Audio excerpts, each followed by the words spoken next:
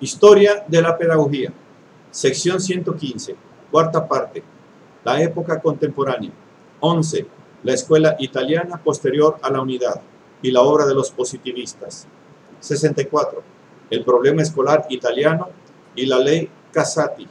65. La enseñanza técnica, la obra de San Juan Bosco.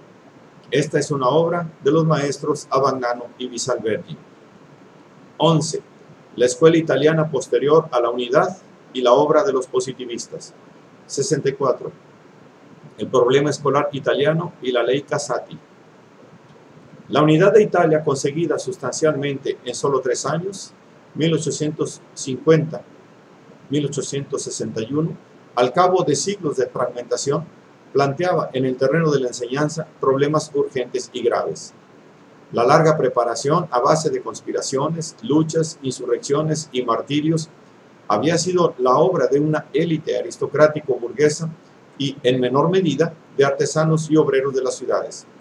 En cambio, la gran masa rural se había limitado a asistir a los acontecimientos o había participado en ellos en el último momento, impulsada por esperanzas imprecisas que en muchos casos no tardaron en revelarse vanas, como ocurrió con las agitaciones campesinas en Sicilia provocadas por la expedición de los Mil.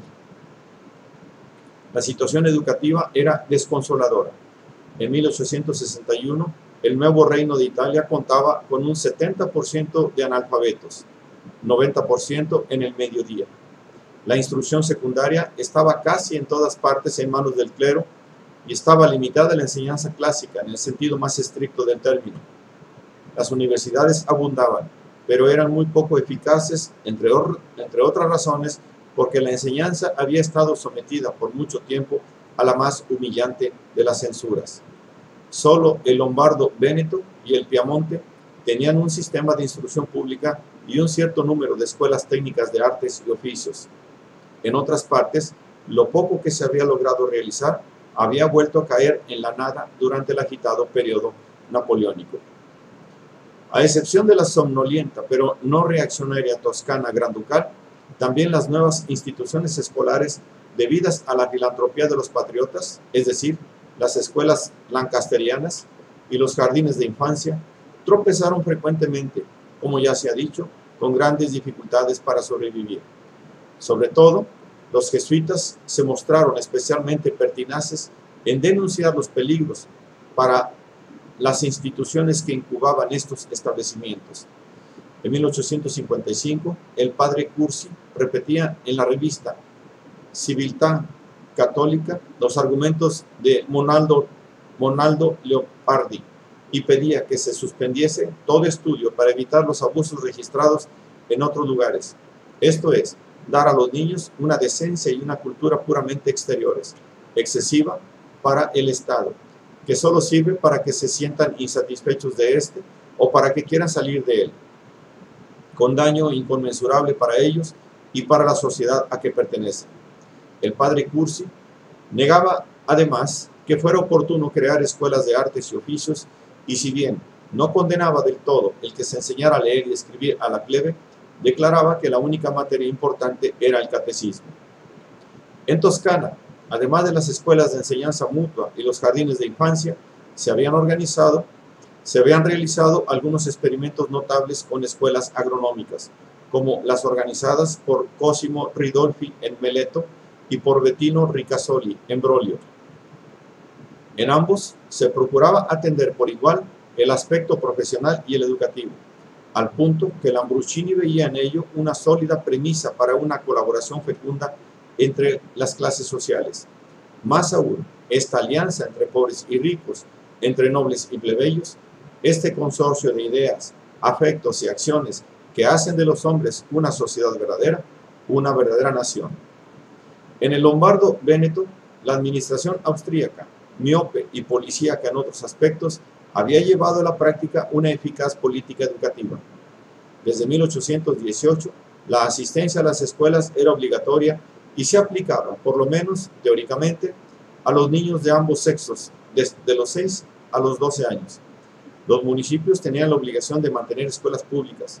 En los primeros momentos se dieron facilidades incluso a las escuelas de enseñanza mutua y Aporti encontró en las autoridades el apoyo necesario para sus iniciativas. Y es de señalar que sus jardines de niños no fueron clausurados cuando dio muestras de haber abrazado la causa piamontesca y se exilió en Turín a partir de 1848. La naciente industria manufacturera exigía una instrucción adecuada en oficios, razón por la cual la iniciativa privada se ocupó de ella antes que nadie. La Sociedad de Artes y Oficios de Milán prohijó en esta ciudad un museo de química en el que se daban cursos y se hacían demostraciones, a lo que se añadieron, bajo el auspicio, entre otras personalidades, de Cataneo, cursos industriales de hidráulica, mecánica, textil, etc. En 1851 se abrieron escuelas técnicas estatales organizadas a semejanza de las escuelas reales de Alemania. Pero el progreso más veloz en materia de instrucción pública corresponde al Piamonte, donde, pasada la ráfaga napoleónica, el clero había reasumido el dominio absoluto de la enseñanza, al grado que para frecuentar la Universidad de Turín era necesario presentar periódicamente declaraciones del párroco atestiguando la plena observancia de los deberes religiosos por parte del interesado.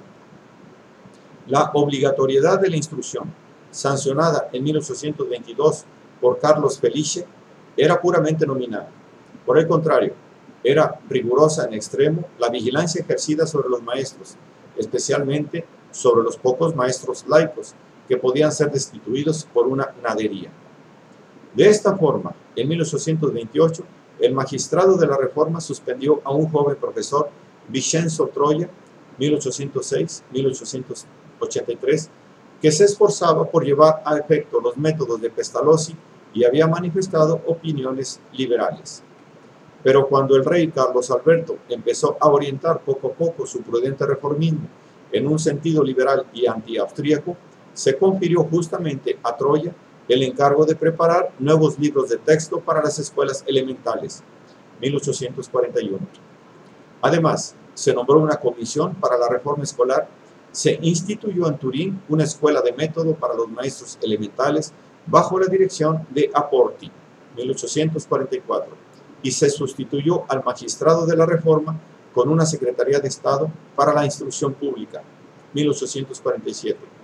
Al mismo tiempo, la Asociación Agraria Piamontesa, sostenida por Cabot, César Alfieri y otros distinguidos liberales, y que sucesivamente fue patrocinada por el mismo Carlos Alberto, incrementó la instrucción popular y profesional, promoviendo escuelas dominicales y para adultos, escuelas de artes y oficios y cátedras de agronomía. En 1848, la ley Boncompagni dio estructura orgánica al sistema de la instrucción pública, sustrayéndola del todo al control eclesiástico y concediendo un financiamiento reducido para las escuelas primarias municipales. Por otra parte, instituyó escuelas técnicas junto a las escuelas clásicas del nivel secundario, creó el Consejo Superior de la Instrucción Pública, dividido en 3 ramas, y dispuso el establecimiento de consejos educativos descentrados de las provincias. Al mismo tiempo, se fundaron colegios nacionales de internos, sostenidos con las rentas de los jesuitas, expulsados poco antes por voto del Parlamento. De esa forma, el Piamonte había acortado las distancias respecto del Lombardo-Véneto, lo que hizo posible la solución rígidamente unitaria y centralista que se dio al problema educativo italiano con la ley Casati, 13 de noviembre de 1859, promulgada inmediatamente después de anexada la Lombardía y hecha extensiva sucesivamente con escasas modificaciones a las otras regiones de Italia, a medida que se unían al Piamonte. La ley Casati posee 2 características que conviene resaltar porque se han convertido en características permanentes, o casi, del sistema escolar italiano: una centralización muy acentuada y el dualismo entre enseñanzas clásicas e instrucción técnica, con una posición netamente subordinada de esta última respecto de la primera. La centralización escolar, fruto de la ley Casati, tenía un carácter burocrático y autoritario. Todos los poderes estaban en manos del ministro y de los funcionarios dependientes directamente de él, hasta los miembros de los órganos colegiados, Consejo Superior y consejos escolares de las provincias. Eran nombrados desde lo alto, como también los rectores de las universidades. La rigidez y el centralismo de esta estructura reflejaban la preocupación que provocaba la posibilidad de tropezar en los órganos locales con resistencias antiunitarias, pero sobre todo respondían a la necesidad de neutralizar la influencia del clero sobre la educación, campo del que acababa de perder apenas el monopolio, pero en el que aún administraba gran parte de las escuelas privadas. Por lo que se refiere a las relaciones entre instrucción pública e instrucción privada, la ley Casati se atuvo al principio de la libertad de enseñanza, si bien exigía que los alumnos de las escuelas privadas, salvo las pocas equiparadas, presentaran los exámenes finales en las escuelas públicas. Por lo demás, los maestros debían poseer todos los requisitos exigidos por las normas de la enseñanza pública. Las estructuras escolares se articulaban como sigue. Al cabo de 4 años de instrucción elemental, solo el primer bienio era universalmente obligatorio. Seguían 2 tipos de instrucción secundaria: la clásica, gimnasios quinquenales, seguidos por liceos trienniales, y la técnica, escuelas técnicas trienniales, seguidas por institutos técnicos también trienales, de especialización múltiple. En un principio parecía como si el proceso de unificación política del país y la creación de nuevos institutos técnicos marcharan a la par. A los 6 que existían en el norte, la Prodicatura de Sicilia añadió inmediatamente 3, mientras los comisarios reales de las Marcas y de la Emilia abrían otros 5. Pero luego el sector técnico dejó de progresar donde no había industrias desarrolladas, o, como quiera que sea, tropezó con el escollo de que se impedía el ingreso de sus alumnos en la universidad y en el Politécnico. Por lo demás, la ley Casati, 1860, preveía una excepción. De la sección físico-matemática del Instituto Técnico era posible pasar a la Facultad de Ciencias Matemáticas, Físicas y Naturales, previo un examen en latín y filosofía. Más adelante, este se convertirá en importante camino secundario de acceso a la universidad, al que en 1891 se le quitó el obstáculo representado por los exámenes especiales. Fue el camino que recorrieron sobre todo los jóvenes bien dotados y de origen social modesto, y dio al país algunas de sus inteligencias matemáticas más brillantes del siglo actual. No obstante, la reforma Gentile la suprimió del todo en 1923. Según la ley Casati, se habían de organizar escuelas normales de 3 años. Sin embargo, se las puede calificar de muy modestas, puesto que, si bien habilitaban para la enseñanza elemental y si bien estaban abiertas a todos los estudiantes que podían ingresar en ellas, previo examen a los 16 años cumplidos, 15 para las muchachas, no se impartía en ellas ninguna forma de preparación para enseñar en las escuelas secundarias. 65. La enseñanza técnica, la obra de San Juan Bosco. Pero además, la ley Casati pasaba por alto casi del todo otro sector de la educación, la enseñanza técnica de tipo artesano u obrero. Cierto es que la escuela técnica respondía a una exigencia reiterada de las agrupaciones obreras del reino sardo, surgidas en 1853, así como también de las disposiciones de la ley Casati, según la cual los municipios no podían abrir escuelas clásicas si antes no habían establecido escuelas técnicas. Pero en la práctica, la escuela técnica prevista por la ley Casati resultaba una escuela de cultura general cuyo objeto era encaminar a los alumnos hacia pequeños empleos y estudios técnicos ulteriores, y no directamente hacia la adquisición de un oficio calificado.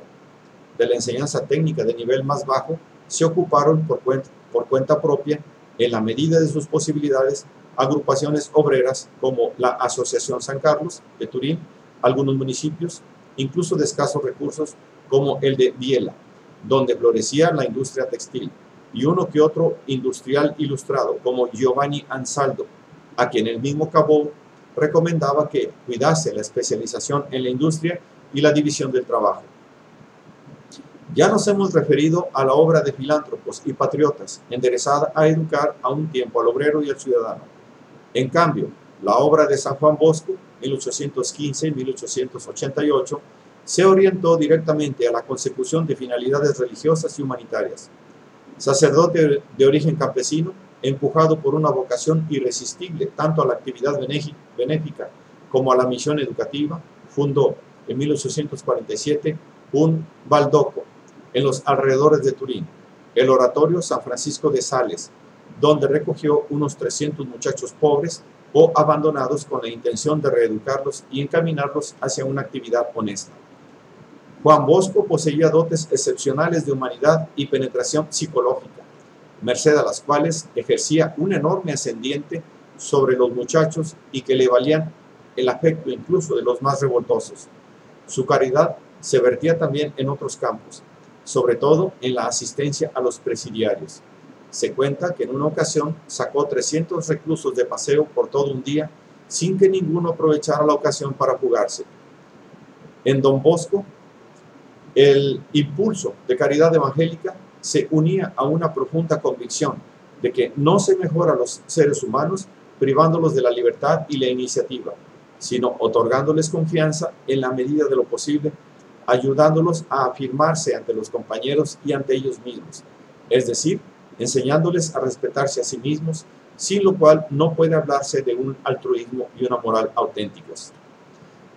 Ya en la vejez, San Juan Bosco prolongó el reglamento de sus institutos educativos, publicado en 1877, con el escrito El sistema preventivo en la educación de la juventud, inspirado en el principio de que el verdadero educador sabe prevenir las fallas y no necesita recurrir a castigos.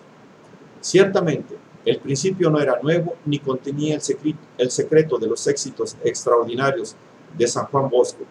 Él mismo declaraba: mi sistema consiste en no tener ninguno. No obstante, lo cual debe considerarse válido y fecundo si se complementa con el amor y la comprensión. Desde hace 40 años, más o menos, escribe San Juan Bosco en la conclusión, trato con la juventud y no recuerdo haber recurrido nunca a ningún castigo. Con la ayuda de Dios, no solo he obtenido siempre lo que debía, sino incluso lo que simplemente deseaba, hasta de aquellos niños que parecían sin esperanza. Tales eran los frutos que recogía, concediendo confianza a los niños, haciéndoles gustar la alegría de ser útiles, de ser apreciados, de hacer algo de positivo para ellos mismos y para los demás. En este punto, donde interviene con todo su valor pedagógico el lema del trabajo, sobre todo manual, que San Juan Bosco utilizó tanto en plena conciencia de la importancia de la instrucción profesional, así en el plano social y político como en el religioso, en cuanto instrumento eficaz para detener el proceso que separaba a los obreros de la Iglesia para orientarlos hacia el socialismo y con frecuencia hacia ideologías materialistas. Organizador infatigable, fundó y dirigió hasta su muerte la Pia Società San Francesco di Sales, reconocida en 1860 y definitivamente aprobada en 1874 por la Santa Sede.